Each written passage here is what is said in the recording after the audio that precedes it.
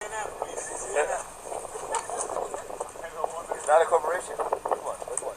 UN is not a corporation. Unbanning the staff union. Good one, good one. Hang on, let me catch this. All right. Labor standards for the world, not for the UN organization? All right. And abandon the people who came in young with the young skills, ambition and everything. They now have all the lines, all the words, and they are saying we don't want you anymore. Are any of these contracts legally enforceable? Is there any place that people who sign contracts are being abrogated by the Secretary General can go to get them enforced? I mean, I'm asking. Where you can go, like they're enforceable. Normally, in the other side of this fence, if your contract was violated, you go to a court. Is there anything within the UN system where these as things you well know, we have a new system that is now becoming too old, a system of administration of justice, where almost all decisions go against the staff. The Secretary General has so many mechanisms. Staff have got to go through hoops and loops.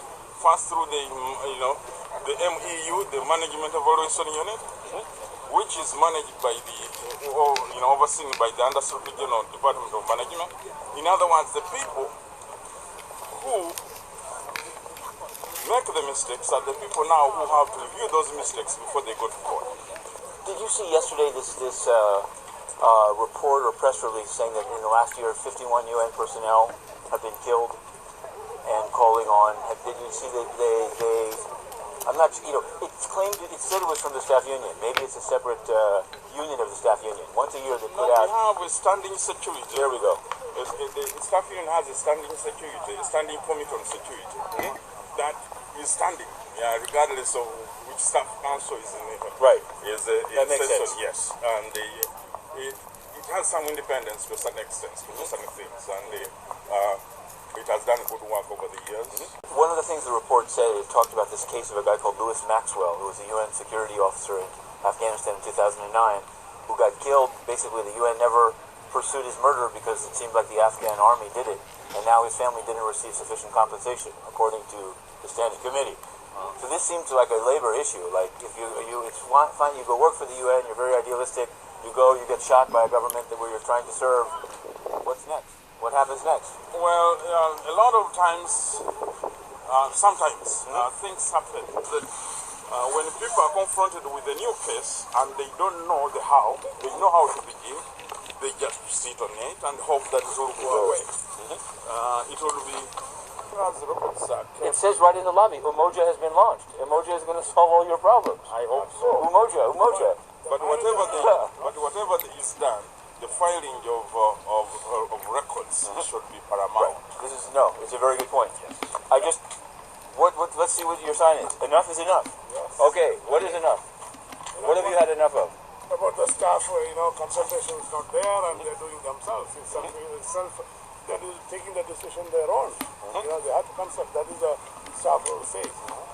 Everything. They talk about an SMC. Have you heard of it? Where does it meet? SMC Who's on there, it? but we are not there. Right. So New York Staff Union is not there because this is another scam, I think. Right? So, I know that the former Chief of Staff Malcorra was big into this. What about Mr. Malay? Any experience with him yet on staff union issues? he wanted to engage with us and we are in consultation. Okay. Well, that's a good sign, but we want to see how it's progressing. Right. We want to engage and stay, not like, just, we don't want to look at the staff and we will decide what we want. That's not the practice here. It means the violation of charter. Since you've worked at the UN, what's been the trend in staff management, staff relations? There's no staff management relation now. It's already broken from so many years. Okay, I was a union member for a long time. I know what's happening now. Well, you completely... Yeah, that's not right good for this organization. Seems like there's still idealistic people that come to work here, but they the reality is, so many of them end up... At least they want to have a volunteer work too. Right. Like a pride, Sure. I have been college, graduates and all, like what the UN said. I think they just had Prime Minister Modi, probably by video, speaking to ECOSOC for today. Yeah, they were very happy about that. So it seems like, I mean, the funny thing is that you have people around the world that have an image of the UN.